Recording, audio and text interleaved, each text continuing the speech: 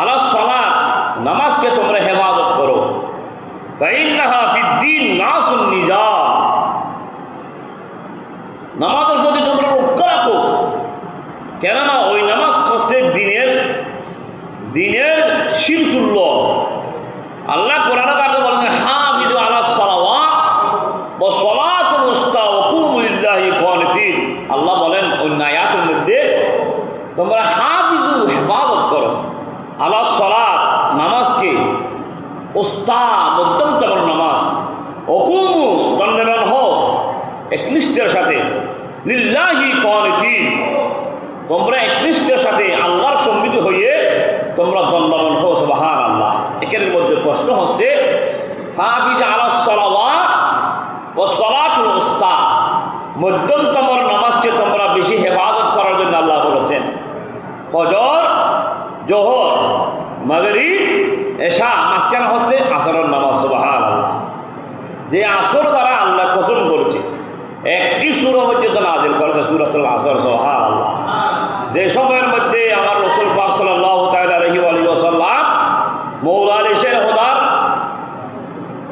Run মুবারকে বিশ্রাম করেছিল, খাইবার থেকে আসার সময় যুদ্ধ বিশ্রাম করেছিল, তখন মওলা আলী শের খোদা নামাজ আদায় করেননি, আসরের নামাজ, কিন্তু রাসূলের তাজিমকে খোদা দিয়ে দিয়েছিল। সুবহানাল্লাহ। সরকার ইসলাম ও অন্যান্য সাহাবেরা নামাজ আদায় করেছে, কিন্তু তোর মধ্যে মওলা আলী শের খোদা আসতে বিলম্ব হয়েছে, তখন সরকার ইসলাম বিশ্রাম নেওয়ার জন্য এরাদা করেছে, ইচ্ছা করেছে, তখন মওলা আলী শের খোদা বসে গেলেন। সরকার ইসলামের মাথা মোবারক, শের মোবারক নিজের কোলের মধ্যে নিয়ে নিলেন। সুবহানাল্লাহ। ওই সময়টি ছিল আসরের সময়। তো আসরের সময়ের মধ্যে কি করতেছে, মওলা আলী শের খোদা আসরের নামাজ আদায় না করে সরকার সাল্লাল্লাহু আলাইহি ওয়াসাল্লামের তাজিমকে প্রাধান্য দিয়ে আমার রাসূল মওলা আলী শের খোদার রাম মোবারকে বিশ্রাম নিচ্ছে। সুবহানাল্লাহ।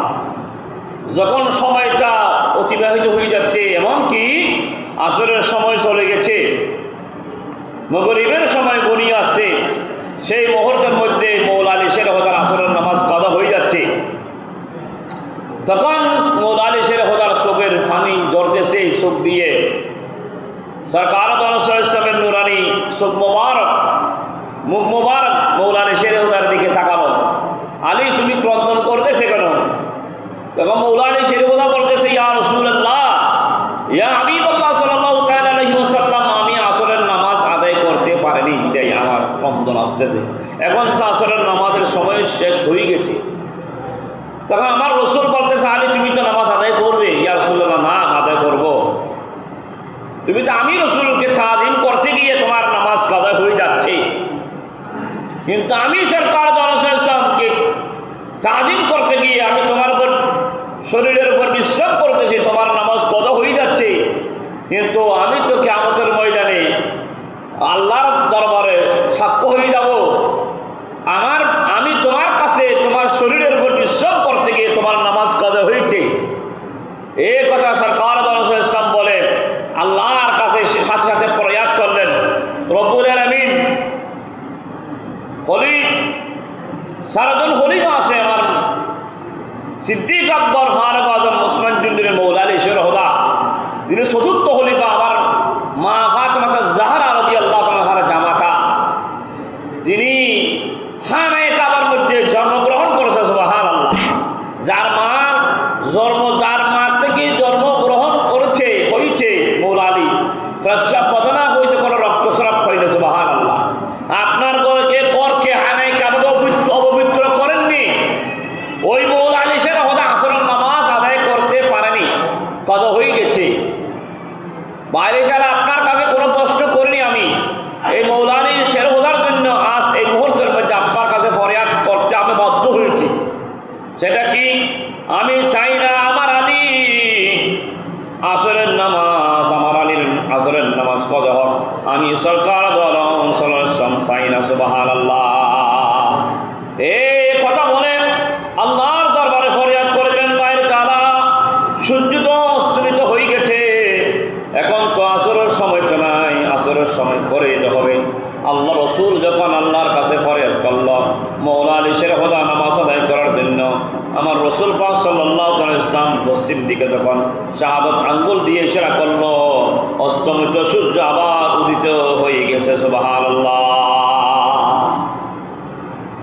সূর্য উদিত হয়েছে, মনে রাখবেন প্রশ্নটা, কিয়ামত যেদিন কায়েম হবে সূর্য পূর্ব দিকে উঠে, ওদিন সূর্য উঠবে পশ্চিম দিকে। কিন্তু আর কেউ পৃথিবীর জমিনের মধ্যে কোনো নবী রসুল, আমার রসুল ছাড়া কোনো নবী রসুল সূর্যকে অস্ত যাওয়ার পর আবার উত্তোলন করতে পারেননি। চন্দ্রকে দ্বিখণ্ডিত করছে সরকার শাহাদাত আঙ্গুল দিয়ে, কোনো নবী পারেননি, পারবো না। কারণ রসুল পাক সাল্লাল্লাহু আলাইহি ওয়াসাল্লামের মুজিজা। সেই রসুল পাক সাল্লাল্লাহু তাআলা আলাইহি ওয়াসাল্লাম ইশারা করতে দেরি নাই, সাথে সাথে সূর্য উদিত হয়ে আসরের ওয়াক্ত শুরু হয়ে গেল। সুবহানাল্লাহ। তথা আসরের ওয়াক্ত সময় হয়েছে, মৌলা আলী শেরহুদাকে বলে, আলী তুমি নামাজ আদায় করো। এই হাফিজু আলা সলাত ওয়াস সালাতুল উসতা ওয়া কুমু লিল্লাহি কানিতিন। আল্লাহ বলেন তোমরা হেফাজত করো, হাফিজ আলা সালাওয়াত, ওই নামাজ হেফাজত করো, ওই নামাজ যত্ন করো। ওয়াস সালাতুল উসতা ওয়া কুমু লিল্লাহি কানিতিন, মধ্যমতম নামাজ, যে নামাজের নাম হচ্ছে পবিত্র আসরের নামাজ। সুবহানাল্লাহ। ওই আসরের শপথ আল্লাহ করেছেন। আমরা আল্লাহ সময়ের শপথ করেছি, যেখানের মধ্যে নামাজ রসুলের তাজিমের কারণে মৌলা আলী শেরহুদা নামাজ ছেড়ে দিয়েছে, কিন্তু ওই নামাজ আল্লাহর হাবিব